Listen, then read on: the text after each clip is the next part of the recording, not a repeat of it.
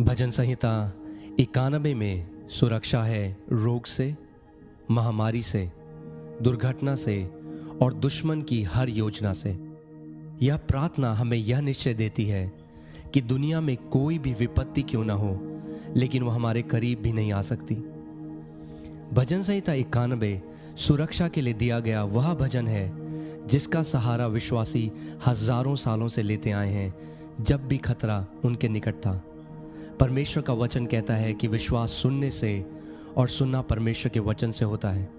इसीलिए भाइयों और बहनों, मैं आपसे ये निवेदन करता हूँ कि आप इस भजन को हर रोज रात को सोने से पहले सुने और इस पर मनन करें, और आप ये जान लेंगे कि वो परमेश्वर जिसने इस ब्रह्मांड को बनाया है वो आपका और आपके परिवार का रक्षक है।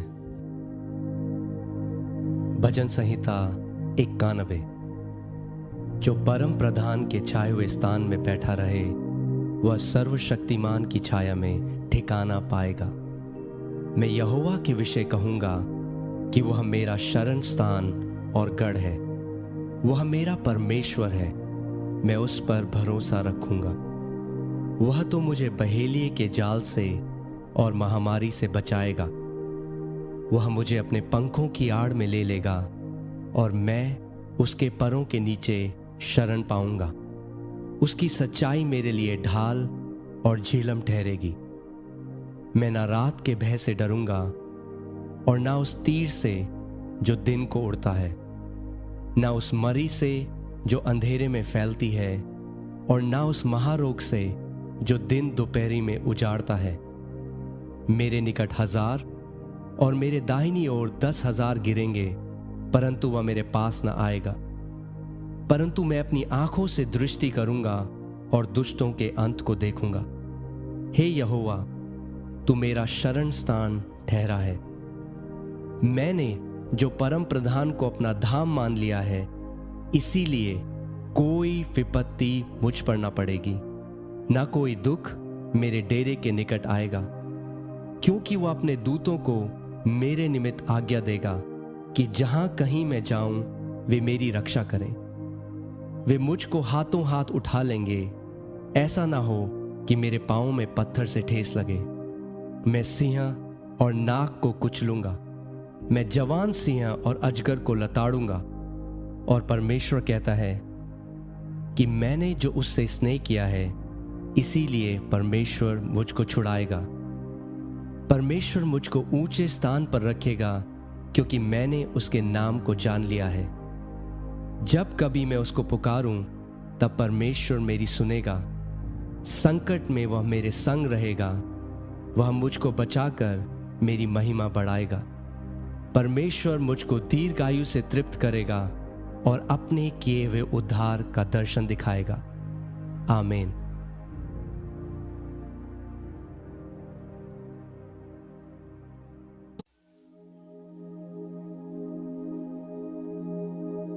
चंगाई के अंगीकार। परमेश्वर का वचन हमें बताता है कि उसका वचन हमारे शरीर के लिए दवाई है। नीति वचन 18:21 हमें सिखाता है कि हमारी जुबान में जीवन और मृत्यु की शक्ति है। इसीलिए आइए हम विश्वास से परमेश्वर के वचन को बोलें, जो हमारे शरीर में चंगाई प्रदान करता है। इसीलिए जब कभी आप विश्वास से इन घोषणाओं को सुनते हैं और उन्हें जोर से बोलते हैं, आप पवित्र आत्मा की चंगाई की सामर्थ को अपने शरीर के बीमार अंगों में खोल देते हैं। चंगाई की ये घोषणाएं दिन में कई बार जोर जोर से बोलें, जैसे कि आप अपने लिए या फिर किसी और के लिए दवा की खुराक ले रहे हों। मैं घोषणा करता हूं कि मसीह ने मुझे व्यवस्था के हर एक श्राप से छुड़ा लिया है। इसीलिए मैं किसी भी बीमारी या रोग को अपने शरीर पर आने की अनुमति नहीं देता। इस शरीर को छूने वाली हर एक बीमारी, कीटाणु और वायरस उसी समय यीशु के नाम में मर जाते हैं। मेरा शरीर का हर एक अंग और प्रत्येक अंश पूरी क्षमता में कार्य करता है, जैसा परमेश्वर ने मुझे बनाया है।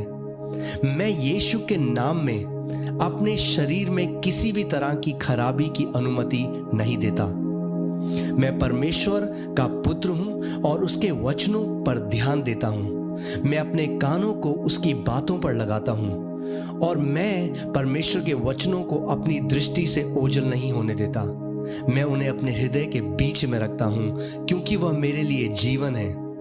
वह मेरे पूरे शरीर के लिए स्वास्थ्य और दवाई है। जिस आत्मा ने यीशु को मुर्दों में से जिंदा कर दिया वह मुझ में रहता है।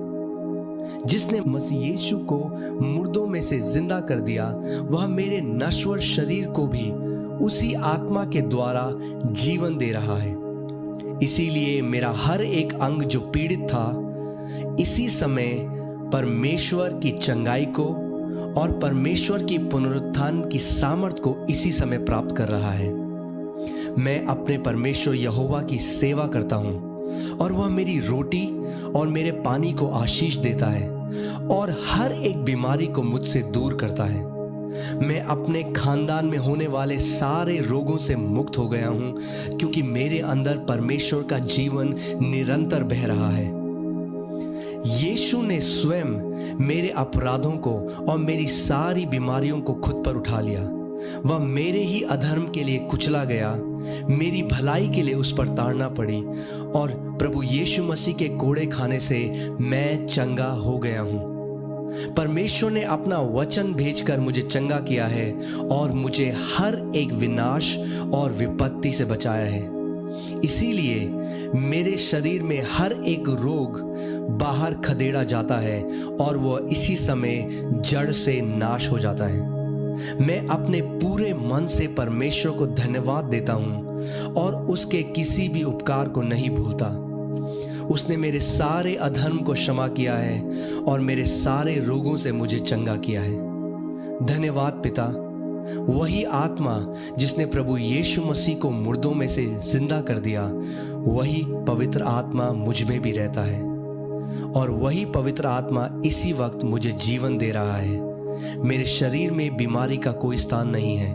मैं विश्वास से ये घोषणा करता हूं कि मैं अलौकिक स्वास्थ्य में जीता हूं। प्रभु यीशु मसीह के नाम में आमीन।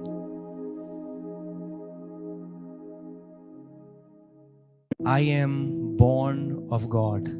मैं परमेश्वर से जन्मा हूँ। I have the seed of God in me. परमेश्वर का बीज मेरे अंदर है।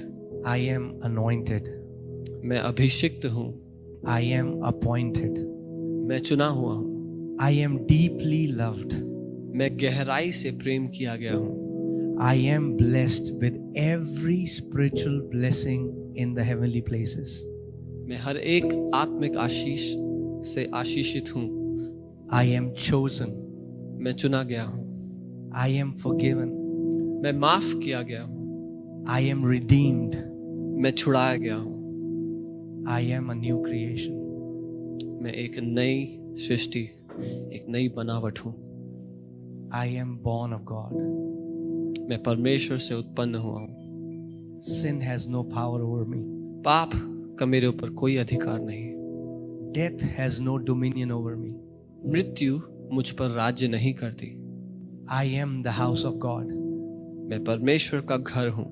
The same spirit that raised Lord Jesus Christ from the dead dwells inside of me. वही आत्मा जिसने यीशु को मुर्दों में से जिंदा कर दिया वो मेरे अंदर रहता है। The resurrection life of God is flowing in my body.